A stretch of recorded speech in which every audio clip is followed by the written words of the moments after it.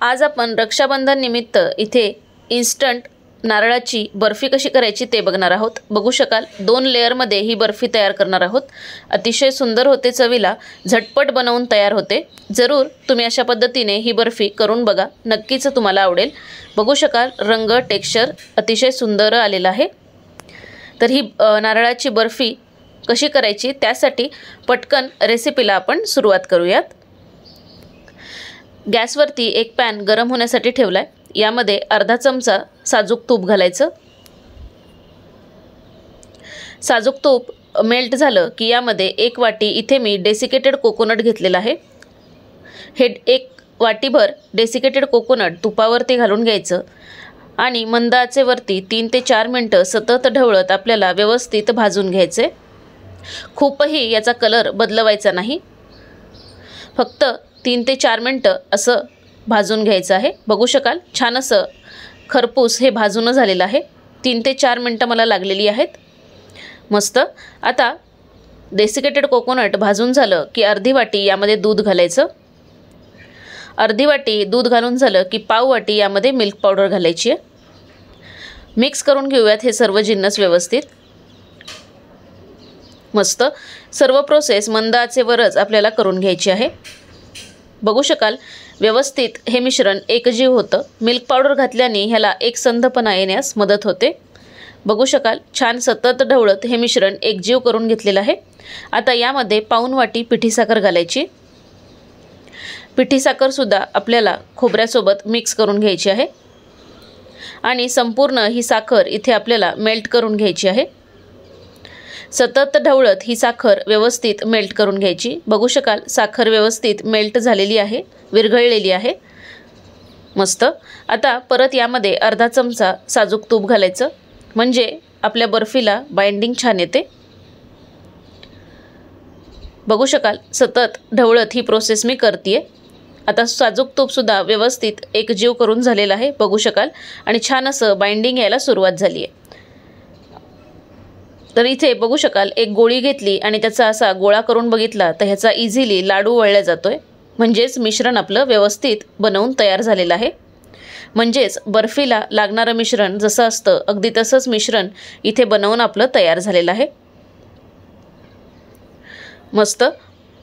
आता काय करायचं, गॅस संपूर्ण बंद करायचा आणि त्याच पॅनमध्ये आपण जे मिश्रण तयार करून घेतलंय त्याचे असे 2 भाग करून घ्यायचे। हे बघा अशा पद्धतीने। त्यानंतर आता एका भागामध्ये इथे 10 ते 12 केशरच्या काड्या 1 टेबलस्पून दुधामध्ये भिजवून घेतलेले आहेत। तर हे केशरचं दूध एका भागामध्ये आपण घालून घेऊयात, मिक्स करून घेऊयात व्यवस्थित, म्हणजे बर्फीच्या एका लेयरला आपण केशरचा स्वाद देणार आहोत। हे बघा अशा पद्धतीने व्यवस्थित मिक्स करून घ्यायचं। तवा किंवा पॅन गरमच आहे, त्याच्यामध्येच हे मिश्रण आपण वेगळं करून घेतलेलं आहे, त्याच्यामुळे व्यवस्थित बाइंडिंग सुद्धा आलेलं आहे। त्यानंतर आता दुसऱ्या भागामध्ये 1 टेबलस्पून दुधामध्ये साधारण 1 चमचाभर इथे कोको पावडर मिक्स करून घ्यायची आणि हे कोको पावडरचं जे मिश्रण केलेलं आहे ते दुसऱ्या भागामध्ये घालून घ्यायचं।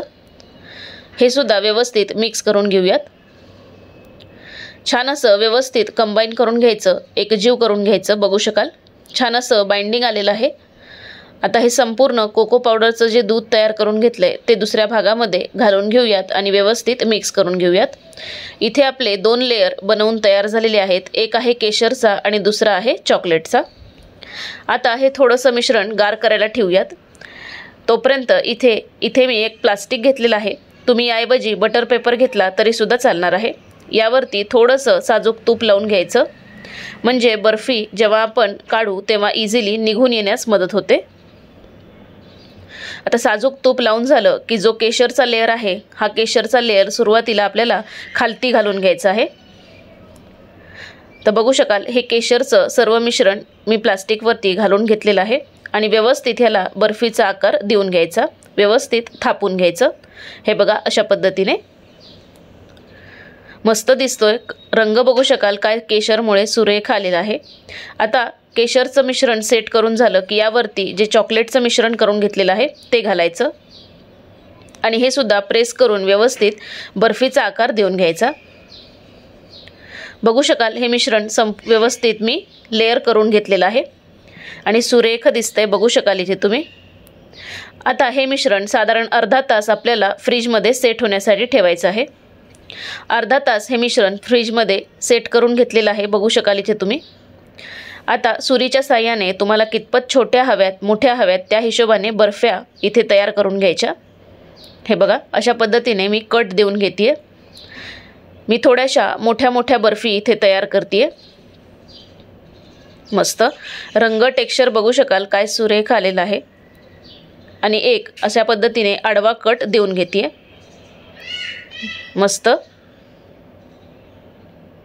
अगदी सहज सोपी पद्धत आहे। इझिली ह्या वड्या बनवून तयार होतात किंवा ह्या बर्फ्या बनवून तयार होतात। बघू शकाल इझिली ही वडी निघून देखील आलेली आहे आणि काय सुरेख दिसते, बघू शकाल रंग टेक्स्चर अतिशय सुरेख आलेला आहे। मस्त अशाच पद्धतीने सर्व इथे वड्या किंवा बर्फी पाडून घेतेय। एका डिशमध्ये ह्या सर्व वड्या किंवा ह्या बर्फी काढून घेऊयात आपण। मस्त काय सुरेख रंग आलेला आहे, बघू शकाल आणि दोन लेयर किती सुंदर दिसतायत एकमेकावरती।